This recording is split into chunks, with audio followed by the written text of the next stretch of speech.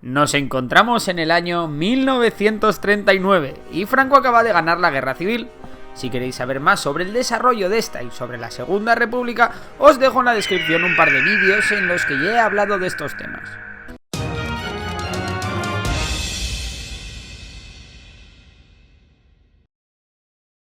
El caso es que pocos meses después de que acabase la Guerra Civil, estalla la Segunda Guerra Mundial.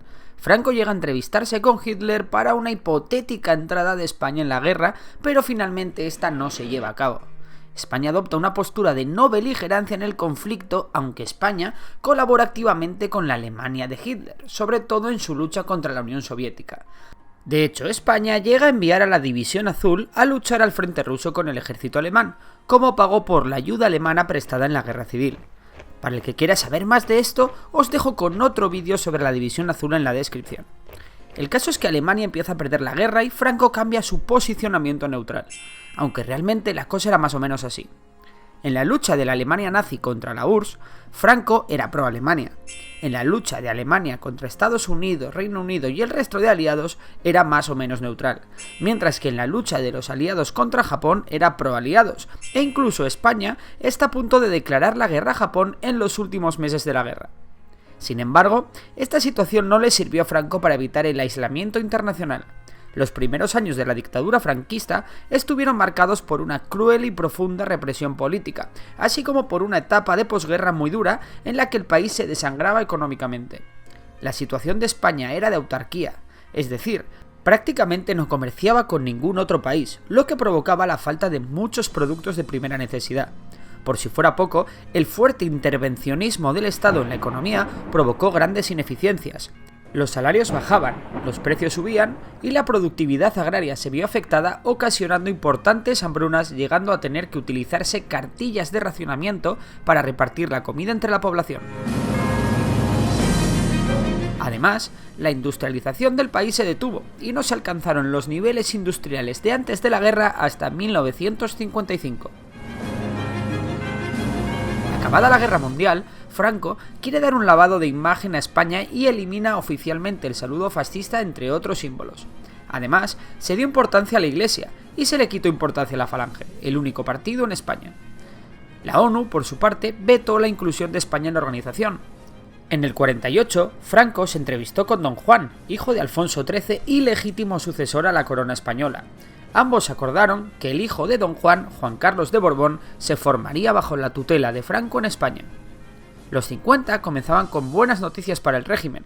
El inicio de la Guerra Fría y la Guerra de Corea, unido al lavado de cara del régimen centrado en el anticomunismo, comenzó a surtir efecto. Además, lo que se llamó nacionalcatolicismo, una ideología basada en el poder e influencia de la Iglesia en todos los ámbitos de la vida doméstica, era visto con mejores ojos en el exterior. Todo ello llevó a la ONU a admitir a España en 1955. Este proceso de apertura culminaría en el Pacto de Madrid, según el cual Estados Unidos abría 2 bases militares en España a cambio de ayuda económica y militar. De esta forma, España se metía de lleno en el sistema de defensa occidental contra la Unión Soviética.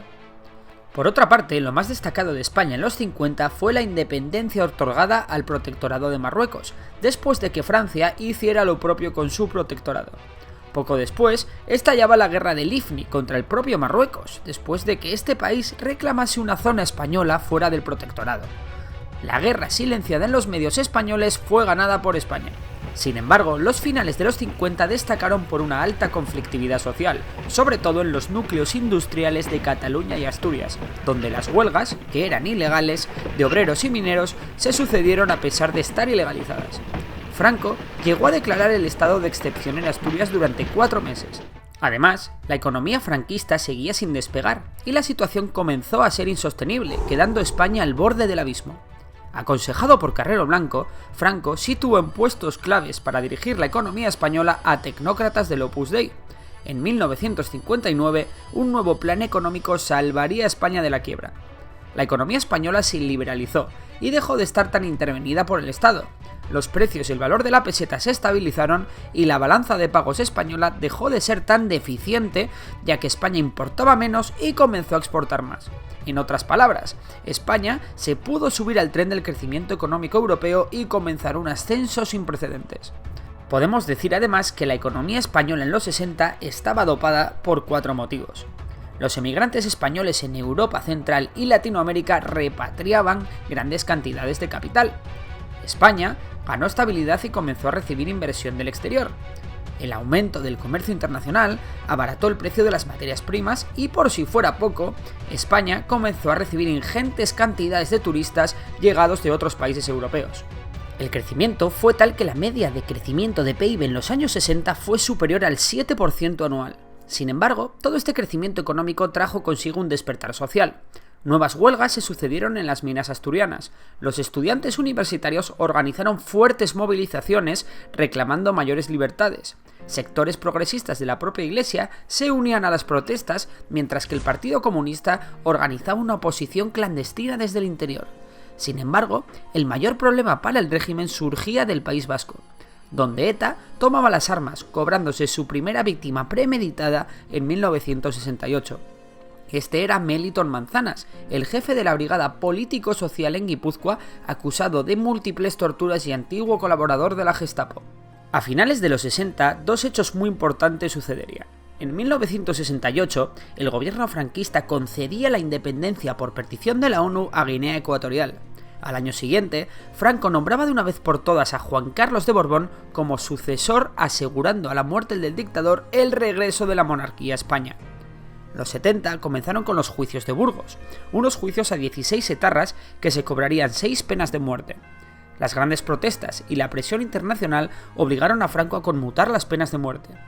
Carrero Blanco fue nombrado presidente del gobierno para atajar la crisis del franquismo y asegurar la línea continuista. Sin embargo, ETA colocó una bomba al paso de la comitiva de Carrero Blanco, matando al presidente. El atentado provocó la crisis política más grave del franquismo. Arias Navarro asumió la presidencia e intentó ciertos cambios aperturistas. Sin embargo, Franco tenía los días contados y la vieja dictadura tenía cada vez menos adeptos.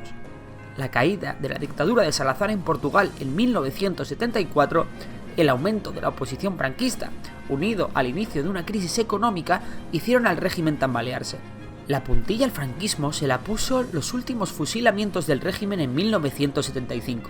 Unos fusilamientos que fueron condenados incluso por el Papa. Franco, ya muy enfermo, el futuro rey Juan Carlos, asumiendo labores de jefe de Estado, tuvo que lidiar con la Marcha Verde, un conflicto por el cual España perdió el Sáhara Occidental ante Marruecos y Mauritania. Franco moriría en su cama el 20 de noviembre de 1975. La dictadura había concluido y la transición hacia una España democrática comenzaba. Atrás quedaban decenas de miles de muertos represaliados y una España con ganas de recuperar las libertades más básicas perdidas tras la guerra civil. Pero eso es ya otra historia. Y hasta aquí la dictadura franquista. Si te ha gustado el vídeo, puedes darle a like, suscribirte y sabes que puedes seguir a Memorias de Pez en Instagram. Un saludo a todos.